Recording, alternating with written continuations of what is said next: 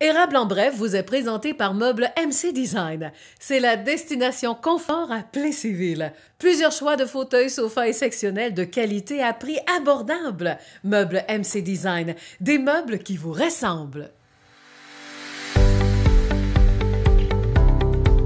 Mesdames, Messieurs, bienvenue à l'émission Érable en bref en ce 9 décembre 2020. Les abris d'auto sont installés pour l'hiver, le Black Friday est passé, les décapotables, les bateaux, les motos remisés. Nous sommes enfin prêts pour le temps des fêtes. Ce sera un premier temps des fêtes COVID-19. Alors aujourd'hui, nos entrevues traiteront de prévention incendie avec Jean-Yves Larouche, qui est technicien en prévention des incendies. Alors Jean-Yves nous fera une démonstration, ce sera à voir absolument, une démonstration donc de nettoyage du fameux tuyau de votre sécheuse. Le nettoyage est important, question d'éviter un incendie. Caroline Fortin, qui est conseillère en développement touristique et culturel au sein de la MRC, sera question du bilan des journées de la culture qui, cette année, s'est déroulée pendant un mois et cela pendant la COVID. C'est une première expérience pour un mois puisque habituellement, tout se déroulait pendant un week-end du mois de septembre. Alors, c'est à suivre pour le bilan. Voici maintenant vos manchettes.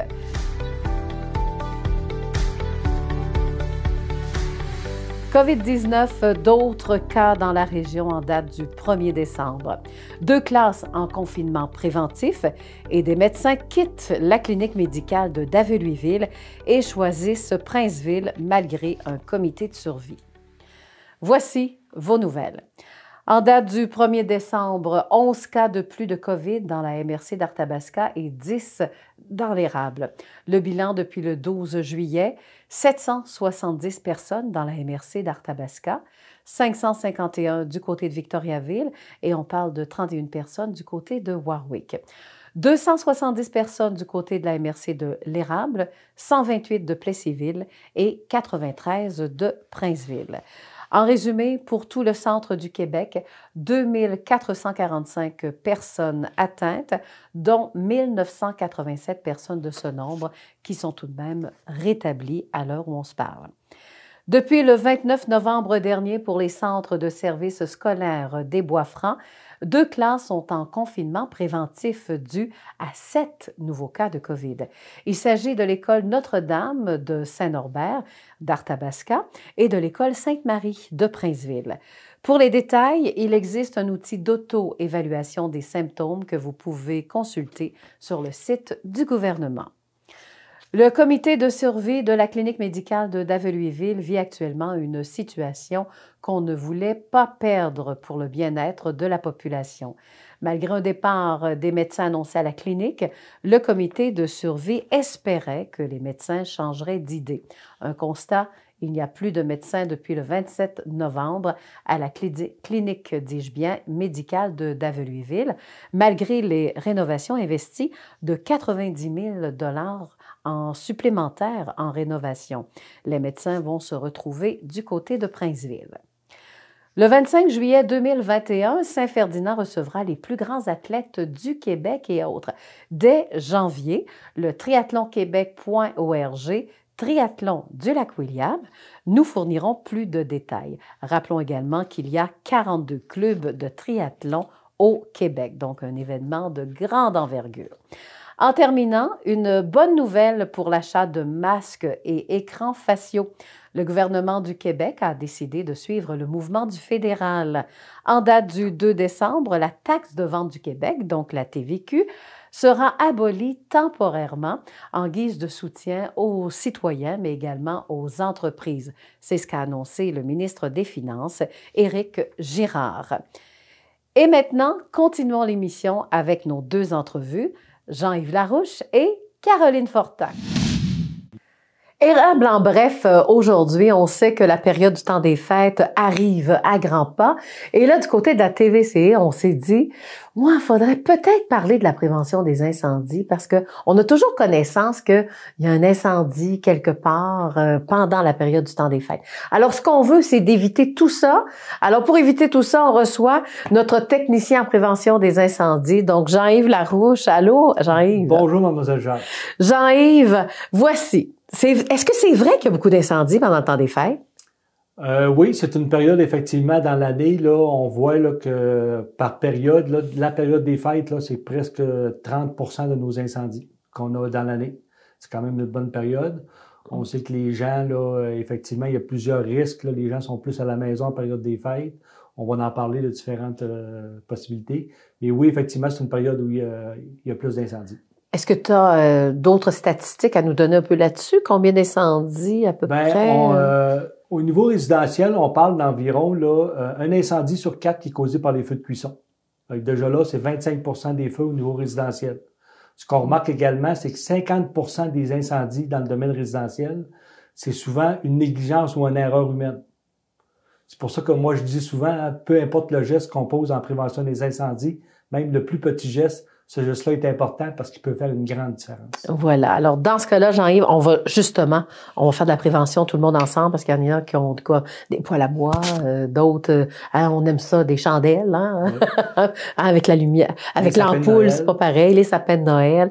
Alors, donc, allons-y. Le bon feu de foyer, ça a commencé, là. Hein? Oui, effectivement, là, on est rendu au mois de novembre, donc on sait que les gens ont commencé, disons, au mois de septembre. Ce qu'on recommande aux gens, ben, c'est comme le minimum au niveau de la prévention, c'est de faire un ramonage de cheminée. Mm-hmm. Hein, c'est bien, bien important pour s'assurer là, que... Puis bien souvent, un feu de cheminée, ça peut paraître banal, sauf que ça peut des fois dégrader en incendie de bâtiment. Donc, très important, là, ramonage, inspection du poêle à bois puis du système de chauffage, là, si jamais on a une fournaise. Ça serait très important. Bon, donc ça, c'est à peu près une fois par année ou on fait ça n'importe quand? Généralement, c'est recommandé minimum une fois par année. Il n'y a pas de réglementation spécifique qui parle au niveau là, du ramonage des cheminées. Par contre, ce qu'on sait, c'est que tout dépendant de la qualité du bois qu'on utilise ou des choses comme ça, généralement, c'est recommandé, là, après avoir brûlé 7 cordes de bois, de faire un ramonage supplémentaire. Ça peut être une bonne chose. Parce que des fois, le bois n'est pas très sec, le bois est vert, donc ça peut faire plus de créosote au niveau de la cheminée. Donc, souvent, c'est recommandé, là, après l'utilisation de 7 cordes de bois, de faire un deuxième ramonage. Oui, et le créosote fait quoi là, dans la cheminée? Là? Le créosote, lui, il va venir tout coller sur les parois de la cheminée. Mm-hmm. Puis le créosote, c'est un produit qui est extrêmement inflammable, excuse-moi. Et fait qu'à ce moment-là, là, si jamais, quand la cheminée, là, si jamais il y a un tison qui passe dans la cheminée, ben ça peut enflammer le créosote, ce qui cause les feux de cheminée. Puis les cendres, j'aimais ça qu'on en parle parce que souvent, on met ça dans la poubelle. Puis la poubelle est juste à côté des murs de la maison. Très important. Puis ce qui est également très important, tu as un bon point, Lydia, c'est que les cendres chaudes d'un poêle à bois, ça peut rester chaud très longtemps.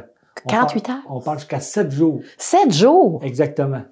Donc, généralement, là, on recommande. Ce qu'il faut faire, c'est de mettre les cendres dans un contenant en métal, hein, qu'on sort à l'extérieur, puis qu'on met au minimum à 10 pieds de toute matière combustible qui est proche de la maison. Donc, 10 pieds de la galerie. Donc, on met pas ça sur la galerie. 10 pieds de la galerie. Puis en hiver, ce qui est le fun, c'est qu'on peut mettre ça carrément dans la neige. Fait comme ça, les cendres vont refroidir plus vite. On laisse ça là pendant 7 jours. Hein? Puis après ça, ben là, on peut s'assurer de les disposer de façon sécuritaire. Ce qui est à la mode là, de ces dernières années, c'est les foyers à l'éthanol. Les foyers à l'éthanol, la problématique, c'est que le contenant qui contient de l'éthanol dans le foyer, généralement, c'est un petit contenant. Donc, régulièrement, il faut le remplir pour mettre de l'éthanol pour allumer le foyer. Mais ce qu'il faut jamais faire, c'est remplir le contenant d'éthanol quand le contenant est chaud. Parce que là, ça peut faire des éclaboussures. Puis là, le feu peut progresser rapidement. Donc, bien important d'attendre que le petit contenant soit froid avant de le remplir. Et puis, c'est beaucoup plus sécuritaire. Voilà. Bon, maintenant, on est prêt à parler de la neige, les grosses tempêtes. Ah, mais là, pour le service des incendies, des fois, on a des belles surprises en cas d'incendie. Oui, effectivement. Je ne sais pas si les gens à la maison sont contents d'entendre parler de neige. Oui, mais effectivement, ça s'en vient. On n'a pas le choix, on est au Québec. Bien important, ce qu'on s'aperçoit souvent, c'est que des fois, l'hiver, suite à une tempête de neige, bien souvent, les issues de la maison, hein, les portes de sortie, si jamais on a besoin d'évacuer de façon rapidement, sont pas dégagés. Fait que là, ils sont pas accessibles. Fait que là, ça peut être je cherche le mot, une façon là vraiment de difficile. Bloquer le passage. Exactement. Bon. Et de bloquer le passage. Donc, très important là, d'essayer de dégager nos issues le plus rapidement possible après une tempête de neige pour s'assurer que si jamais on a besoin d'évacuer rapidement le bâtiment, bien, ça va se faire de façon sécuritaire. OK, c'est dans ce sens-là. On met nos cendres puis ça fond, non? Okay. Ça pourrait, ça serait idéal, mais non, c'est pas toujours le cas. Des idées comme ça, des fois. Bon. Et là, le temps des fêtes, les sapins de Noël. Oui, effectivement. Sapin de Noël, ben la prévention principale, c'est au niveau du sapin de Noël naturel. On sait que ça revient beaucoup à la mode. Oui. Hein, l'odeur. Hein? Énormément, effectivement. Puis c'est bien, c'est une bonne chose. Sauf qu'il y a quand même des petites choses particulières qu'il faut retenir au niveau des sapins naturels. Donc, au niveau de l'arrosage, hein, le sapin, il faut qu'il soit là, rempli d'eau à tous les jours parce que les épines peuvent devenir sèches très rapidement. Donc, très important là, d'ajouter de l'eau régulièrement là, dans le contenant. Le sapin, ne pas le placer proche là, des éléments de chauffage de la maison. Je pense à un calorifère, entre autres, là, hein, parce que là, si le calorifère chauffe, ça peut faire chauffer les épines. Donc, vraiment, il faut qu'il soit distancé là, de façon sécuritaire au niveau du calorifère. Ce qu'on voit aussi régulièrement, malheureusement, c'est que les gens n'ont pas beaucoup de place dans la maison, des fois, pour mettre le sapin, puis ils le mettent proche d'une porte d'entrée parce que c'est une place là, qui est facile et qu'on n'a pas de besoin. Je suis coupable. On met le sapin là, mais là, on vient de bloquer une issue du bâtiment. On comprend rapidement que c'est pas l'endroit idéal à mettre un sapin. Donc, vraiment, là, placer le sapin là, à un endroit sécuritaire pour donner l'accès aux issues et puis éviter qu'il soit là, chauffé par les calorifères. OK. Mais c'est vrai que c'est comme important, hein? Ouais, en cas d'incendie toujours. Et le sapin de Noël, donc, ça arrive souvent qu'il y a des incendies à cause du sapin de Noël? Ça arrive pas nécessairement souvent, sauf qu'un incendie, un sapin de Noël, c'est un incendie qui va progresser très rapidement. OK. Parce qu'on comprend que le sapin de Noël, il est dans le salon. Il y a beaucoup de matières combustibles hein, aujourd'hui, hein, les meubles, les tissus, hein, ça brûle très, très rapidement. Donc, non, il n'y en a pas souvent, mais quand il y en a un, c'est dramatique. C'est pour ça que c'est très important de faire attention. Voilà. Les appareils d'appoint, c'est quoi vous voulez dire? Oui, chauffage d'appoint, ça, on voit ça régulièrement aussi. Là. On parle des petites chaufferettes à la maison. Là, on a toujours froid. Là, qu'on met exactement, là, pour, bien souvent pour les pieds, ces choses-là. Il faut comprendre qu'on appelle ça un chauffage d'appoint. Oui, c'est ça. Hein, donc, c'est pas un chauffage permanent. Hein, parce que souvent, les gens pensent que, bon, je mets ça dans la prise de courant, puis... Ou c'est plus économique. Oui, je chauffe avec ça toute la journée, puis non, c'est pas fait pour ça, c'est vraiment un chauffage d'appoint. Ça le dit. Bien souvent, un signe très, très précurseur pour savoir s'il risque d'avoir un problème, c'est que la connexion électrique, le fil, il vient très, très chaud. Là, c'est un signe que probablement que la chaufferette, elle aurait le temps d'être déconnectée ou fermée. Ça commence à sentir aussi. Exactement, hein, exactement. Donc, je reviens sur ça, c'est très important. On appelle ça un chauffage d'appoint parce que c'est vraiment, là, il faut que ça soit utilisé de façon sporadique. Voilà. Les gens qui sont romantiques pendant le temps des fêtes, les chandelles, avec du vrai feu, une flamme, là. Oui, effectivement, les chandelles. Les chandelles, souvent, ce que je dis aux jeunes quand je rencontre les jeunes dans les écoles, c'est que souvent, les chandelles, on pense que c'est inoffensif. Hein? C'est une petite flamme qui est toute petite hein, à la maison. Ah, oui, c'est ça. On pense que c'est inoffensif. Sauf que les chandelles, là aussi également, on met ça sur la table de la cuisine pendant la période des fêtes. On ajoute une petite nappe en toile, mais si la chandelle tombe ou peu importe, c'est un feu qui peut progresser très rapidement. Hein, je le répète, je le disais tout à l'heure, bien souvent, juste les petits gestes qu'on pose à la prévention incendie sont importants. Mais juste avoir une surveillance constante quand on utilise une chandelle, c'est un petit geste qui peut faire une grosse différence. Voilà. Maintenant, j'aimerais ça qu'on revienne un peu sur les avertisseurs. Les avertisseurs, là, comme vous avez. Oui, on fait souvent au changement d'heure, à l'Halloween, habituellement, on est supposé avoir changé les piles. Oui, mais qu'avez-vous à dire là-dessus, juste avant de terminer? Les avertisseurs de fumée, je pense qu'on n'en parlera jamais assez. Moi, ça fait plus de 30 ans que je suis pompier, puis ça fait plus de 30 ans qu'on fait de la promotion des avertisseurs de fumée. Donc, changement d'heure, changement de pile. On vient de changer l'heure il y a à peu près 2 semaines, là, au début du mois de novembre. Donc, très important d'avoir un avertisseur de fumée sur chaque étage. Hein? Vraiment, c'est ça qui fait une différence. Puis ce qu'on dit souvent, c'est que d'avoir un avertisseur de fumée fonctionnel à la maison, c'est comme si on avait un pompier en permanence hein, qui nous avertissait si jamais il y avait un incendie. Puis on le répétera pas jamais assez. C'est qu'un avertisseur de fumée, ça peut nous sauver la vie. Et juste avant de terminer, parce qu'on est rendu à la conclusion, pour nettoyer, il faut nettoyer notre fournaise, il faut nettoyer aussi... Moi, je sais même pas comment on nettoie ça, une fournaise. Ben, on appelle quelqu'un une firme spécialisée qui va venir faire l'inspection, puis tout le nettoyage de vos équipements de la fournaise. C'est la façon la plus sécuritaire d'avoir une une inspection complète et puis conforme. Parfait. Puis le tuyau de la sécheuse, il faut y penser. Oui, très, très important. Ça, les gens, encore là, on arrête une sécheuse, on pense qu'on collecte ça puis ça fonctionne tout seul. Mais non, on a des choses à faire si on veut éviter les feux de sécheuse. On a une vidéo là-dessus? Oui, il va y avoir une vidéo sur le site Internet de la Ville puis que je vais te transmettre aussi, Didia, que les gens pourront regarder. Et puis, il va y avoir une campagne de sensibilisation prochainement du ministère sur les feux de sécheuse. Fait que j'invite les gens là, à regarder ça. Ben merci beaucoup, Jean-Yves Larouche. En tout cas, on est allé quand même assez rapidement, mais si on arrive à sauver des vies, ben c'est tant mieux. Hein? Exactement. C'est le but de la prévention incendie. Voilà. Et bien dans ce cas-là, Jean-Yves, je te souhaite quand même un joyeux temps des fêtes et puis beaucoup de prudence de ce côté-là et puis d'écouter tous les conseils que vous nous avez donc mentionnés. Alors, donc, là-dessus, ça complète déjà pour cette entrevue-là. Et puis, on s'entretenait eh bien avec Jean-Yves Larouche, qui est technicien au service des incendies, donc du côté de Plessisville.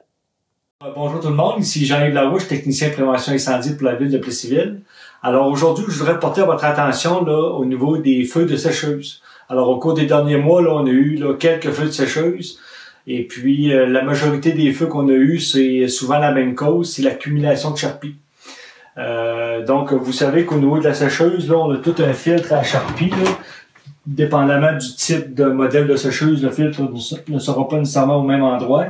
Ce filtre-là est quand même très efficace pour l'accumulation de charpie. Mais ce qu'on s'aperçoit, c'est que de la charpie très très fine peut s'accumuler dans le fond de la sécheuse, va passer à travers le filtre pour s'accumuler dans le fond de la sécheuse. Donc, puis on sait que la partie moteur de la sécheuse est située dans le bas également. Donc, la partie moteur jumelée à cette fine charpie-là cause des incendies. Donc, ce qu'il faut faire, c'est que oui, il faut nettoyer le filtre régulièrement à charpie. Il faut également aller nettoyer à l'aide de l'aspirateur là, dans le bas de la sécheuse. Il existe là, des équipements, là, comme là ici, j'ai là un adapteur qu'on met sur un aspirateur. Et puis, on peut rentrer ça là, dans le chauffe pour le filtre à charpie. Et puis, on peut aller là vraiment nettoyer tout au fond de la sécheuse pour accumuler cette petite charpie-là. Donc, ce qui est beaucoup plus sécuritaire au niveau prévention incendie. Ce que je veux également porter votre attention, on a parlé du filtre à charpie, c'est le tuyau d'évacuation qui part de la sécheuse et qui va jusqu'à la sortie d'air extérieure. Donc, ce tuyau-là également, il faut qu'il soit nettoyé parce que, tout dépendant de la longueur et plusieurs facteurs, il peut s'accumuler de la charpie dans le tuyau. Donc, lui, moins régulièrement, je dirais une fois par année, mais il faut que le tuyau d'évacuation également soit nettoyé. Donc, je vous remercie de m'avoir écouté et surtout, n'oubliez pas, la prévention des incendies, ça sauve des vies. Alors aujourd'hui, côté entrevue, on reçoit Caroline Fortin. Caroline Fortin, elle est conseillère en développement touristique, mais également culturel. Et j'ai hâte d'en savoir davantage sur le fameux bilan des Journées de la culture parce que cette année, hein, on se demandait si on allait connaître un succès également de ce côté-là à cause, hein, c'est à cause de la pandémie, la COVID-19. Alors Caroline, bonjour. Allô? Caroline, ben oui, ça va bien. Caroline, est-ce que tu as quand même des bonnes nouvelles à annoncer sur les Journées de la culture? Est-ce qu'elles ont été aussi populaires qu'avant la COVID-19? Ben, on a été très satisfaits là, dans le contexte actuel de la pandémie, évidemment, là, qui joue beaucoup au niveau culturel. Mais on a été très satisfaits. Il y a beaucoup d'organisateurs qui ont embarqué dans le mouvement, puis également d'artistes aussi. Donc, au niveau des résultats, ben, première des choses, si je peux juste expliquer, normalement, les Journées de la culture sont à la dernière semaine de septembre.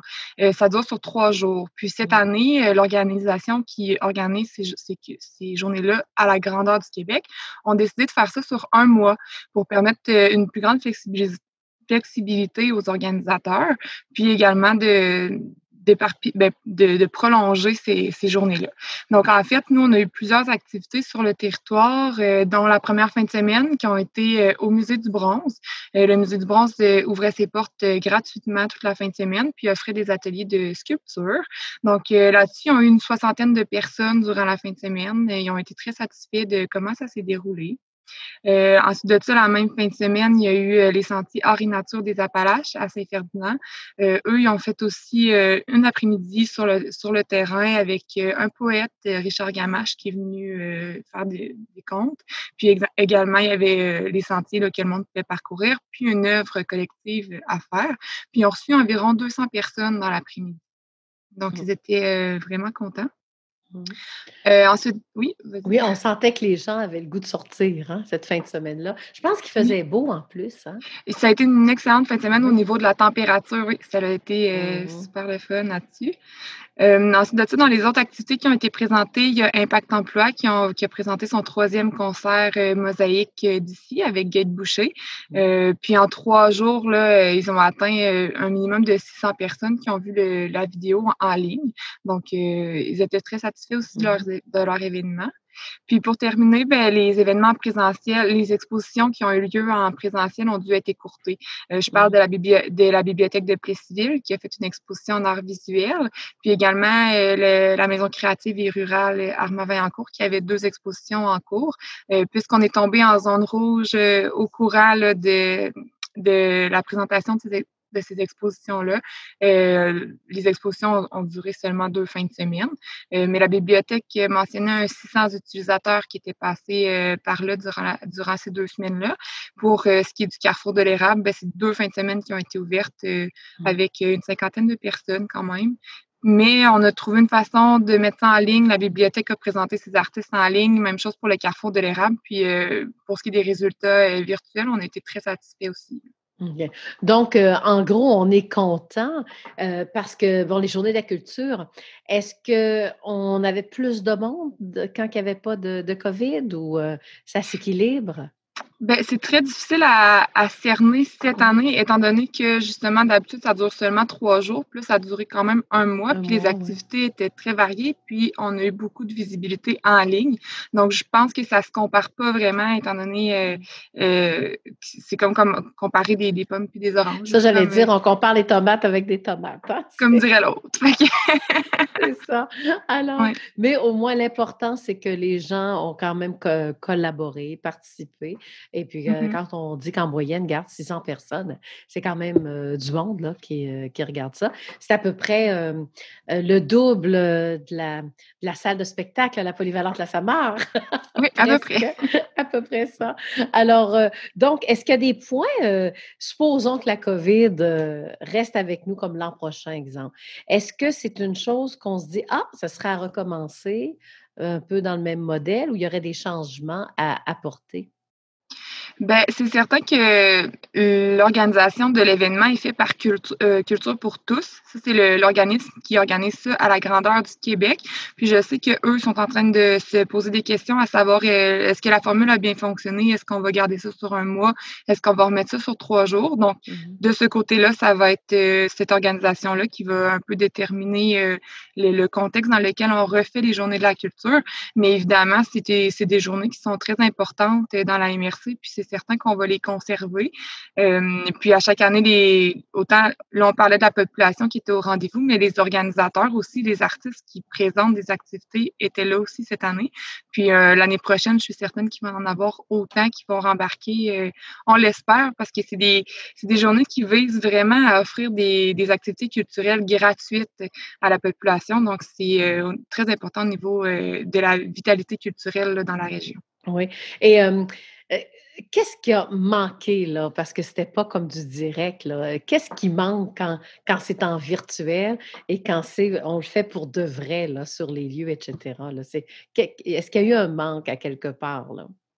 Ben c'est certain qu'on a ressenti un peu le manque de contact. Je pense que tout le monde est un peu tanné de manque un peu de contacts sociaux, là, on va se Mmh. l'avouer. Fait que c'est certain qu'au niveau de la communauté, le vernissage qui avait été annulé au Carrefour de l'Érable, on trouvait ça dommage de euh, ce moment-là pour partager ensemble ces moments-là artistiques, pour pouvoir échanger avec les artistes, pour pouvoir comprendre leur démarche, toute cette partie-là, c'est certain qu'on a beau être en virtuel, puis à être satisfait des résultats qu'on reçoit. Je pense que l'année prochaine, si on est capable d'avoir quelque chose en présentiel, c'est ça qui nous manque le plus présentement. Voilà et c'est ce qu'on se souhaite, également, hein.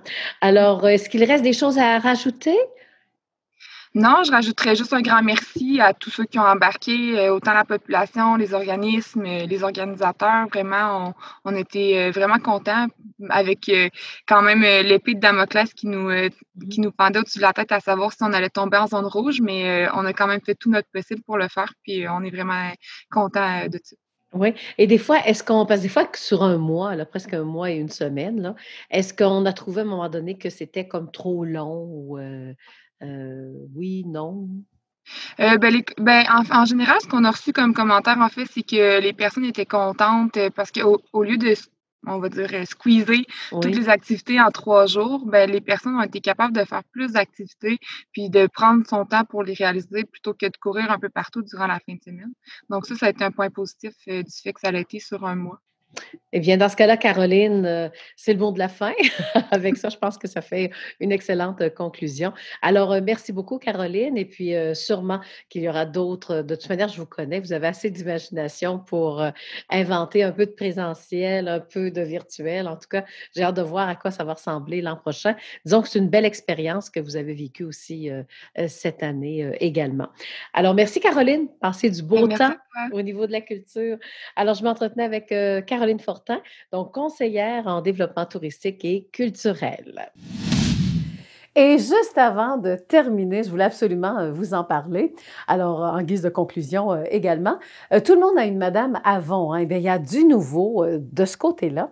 En ce qui concerne les masques, vu que ça fait partie de notre bulletin de nouvelles, maintenant, pas de TVQ, donc pour nos masques, la même chose pour le fédéral. Alors ça fait partie des bonnes nouvelles. Eh bien, une autre bonne nouvelle, eh bien, j'ai trouvé, c'est en nouveauté, alors c'est un chandail, mais plus camisole, voilà, vous voyez, et attaché après ma camisole, j'ai le fameux masque. Voici ce que ça donne. Voilà. Hein, c'est joli, hein? Alors oui, ça existe maintenant, les masques qui sont attachés soit au chandail. Vous avez peut-être déjà vu ce modèle-là. Mais chose certaine, je voulais que tout le monde le sache grâce à ma Madame Avon. Alors là-dessus, eh bien, je vous souhaite une excellente semaine. Vous voulez nous envoyer des nouvelles? Vous le faites tout simplement par courriel, hein, tvcérable@commercialoutlook.com, et vous voulez revisionner nos émissions tvc.org. Là-dessus, passez une excellente semaine.